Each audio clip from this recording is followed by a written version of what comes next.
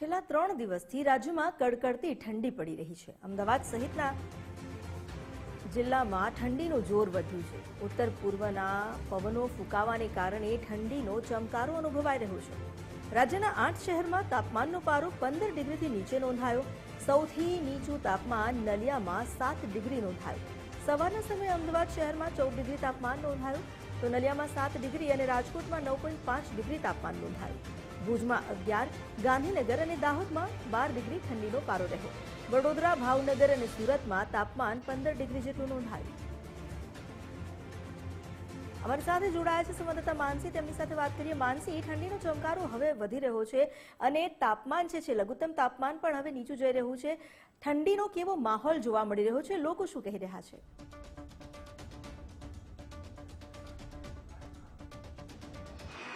ચોક્કસથી અમિતા, આજથી વાત કરવામાં આવે તો આજથી જ રાજ્યમાં હાડ થીજાવતી જે ઠંડી છે તે ઠંડીનો અહેસાસ થઈ રહ્યો છે।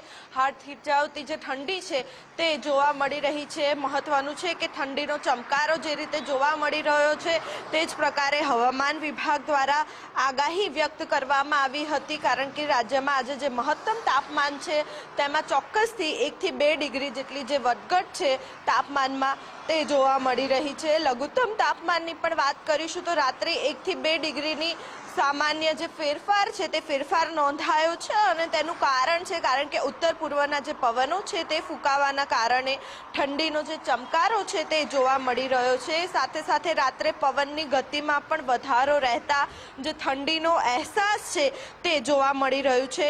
સિઝનનું સૌથી નીચું તાપમાન નલિયામાં એટલે કે 7 ડિગ્રી સાથે ઠંડુગાર રહ્યું છે। અમદાવાદ, ગાંધીનગર સહિત તમામ મહાનગરોમાં પણ 15 ડિગ્રી જેટલું જે તાપમાન છે તેમાં ફેરફાર જોવા મળી રહ્યો છે, એટલે કે અમદાવાદ, ગાંધીનગર સહિતના તમામ જે મહાનગરો છે તેમાં ક્યાંક ને ક્યાંક જે તાપમાનનો જે પારો છે તે ગગડતો જોવા મળી રહ્યો છે।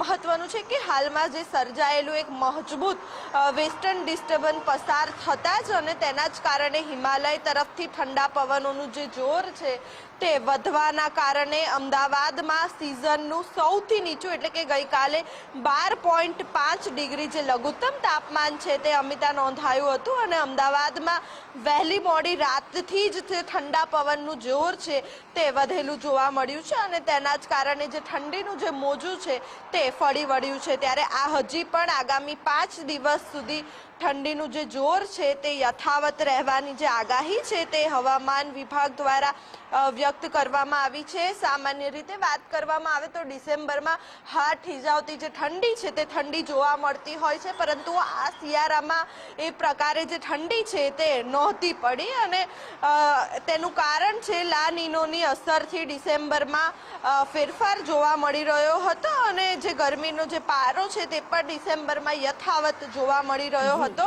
અને હવામાન વિભાગના આંકડાની પણ આપણે વાત કરીશું તો હિમાલય તરફના જે ઠંડા પવનો છે તે શરૂ થતા છેલ્લા 2 થી 3 દિવસમાં અમદાવાદના જે લઘુત્તમ અને મહત્તમ તાપમાનમાં ક્રમશઃ ઘટાડો જે છે તે નોંધાયો છે અને ગઈકાલે સૌથી વધારે અમદાવાદનું લઘુત્તમ જે તાપમાન છે તે 12.5 ડિગ્રીએ પહોંચ્યું હતું, એટલે કે સિઝનનું સૌથી નીચું લઘુત્તમ તાપમાન નોંધાયું હતું, જ્યારે મહત્તમ તાપમાન 26.1 ડિગ્રી જેટલું નોંધાયું હતું। એટલે કે વેસ્ટર્ન ડિસ્ટર્બન્સની અસરના કારણે પણ આ પરિસ્થિતિ જોવા મળી રહી છે।